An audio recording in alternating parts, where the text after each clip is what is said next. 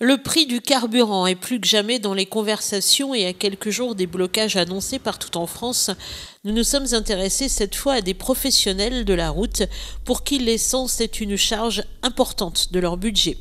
Ainsi, à l'auto-école Dubois, par exemple, on fait le plein très souvent, forcément, et cette augmentation commence à peser.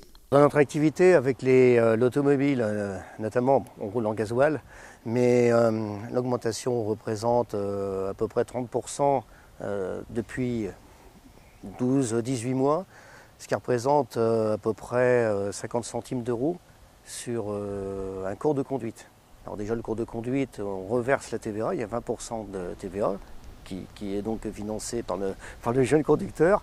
Et à cela, donc, on était obligé de répercuter 50 centimes environ d'augmentation que sur le poste carburant. Parce qu'évidemment, il y a tout le reste qui monte, les véhicules, et puis tous les frais fixes d'une entreprise. Le président Macron a annoncé récemment une baisse drastique du coût des permis de conduire, estimé actuellement en moyenne à 1 600 €. Son propos devrait être précisé prochainement dans le cadre du projet de loi sur les mobilités, mais il pourrait concerner l'apprentissage du code qui serait intégré à l'enseignement scolaire. Une mesure qui, si elle se confirmait, ne va pas du tout dans le sens des auto-écoles. On nous demande de faire une démarche de labellisation des écoles de conduite sur la base du volontariat. C'est ce qu'on est en train de faire notamment. Et ça va en sens inverse puisqu'on fait des cours en présentiel avec un enseignant, des cours théoriques poussés, notamment sur des thèmes comme l'alcool, les distracteurs, etc. De telle manière à réduire l'accidentologie. Et donc si on a moins de formation théorique à faire, le risque après c'est que les leçons de conduite pure risquent sensiblement, le prix risque de monter sensiblement.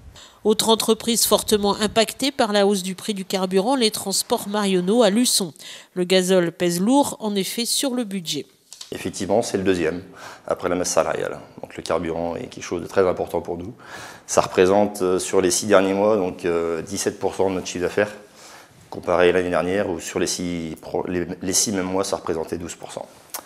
Donc il faut impacter ça à notre clientèle, aussi bien en déménagement, donc le particulier, qu'aux professionnels, les grands chargeurs ou les petits chargeurs.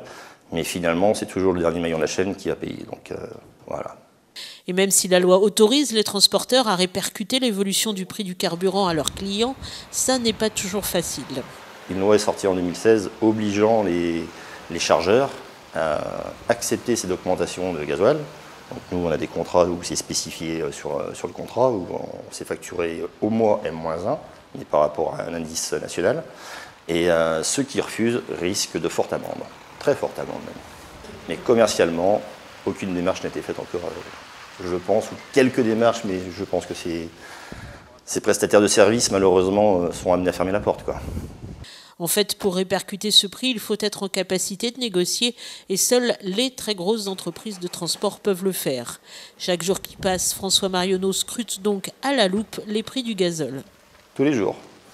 Je passe devant les stations-service, je me dis « Oh, là, ça commence à baisser », j'appelle mes fournisseurs, différents fournisseurs, et je vois ce qu'il en est, s'il y a une éventuelle baisse, parce qu'il y a plusieurs coûts dans la journée aussi. Ça peut être un coût à 10 h et puis à 14 h c'est un autre coût. Donc ça peut jouer sur, comme nous on consomme entre 15 et 20 000 litres par mois, ça peut influencer sur quelques billets de 100, 200, 300 €. Les deux chefs d'entreprise, on l'aura compris, sont inquiets pour l'avenir. Ils anticipent d'ores et déjà les prochaines hausses en tentant de rouler moins cher, en adoptant une conduite plus économique. On a changé notre parc de véhicules il y a 8 mois maintenant et on arrive à consommer 4,5 litres au lieu de 5 litres, 5,5 litres en moyenne. Donc 1 litre de moins de carburant, de telle manière à resserrer le tarif, la tarification d'un cours de conduite pour ne pas pénaliser nos futurs conducteurs. Donc maintenant les véhicules sont plus puissants, donc il y a des consommations moindres. Et après on tend aussi à faire comprendre aux chauffeurs qu'il faut lever le pied. Il y a des formations qui sont faites pour les chauffeurs. Suivant les véhicules, les constructeurs font une petite formation pour indiquer de tel régime à tel régime, c'est bien de passer les vitesses. Ou maintenant c'est automatique dans la plupart des cas. C'est géré directement par les boîtes robotisées et tout ça, auquel cas ça consomme un peu moins. Mais nous, Marionneau, On gonfle nos pneus à l'azote et effectivement, ça nous permet de consommer un petit peu moins de gasoil, entre autres. Sachez enfin que concernant les manifestations annoncées ce samedi 17 novembre, le rond-point des 4 chemins de Sainte-Gemme devrait être bloqué à partir de 6 h du matin. Selon nos informations également, le pont du Brau côté Charente-Maritime sera lui aussi bloqué à partir de 6 h.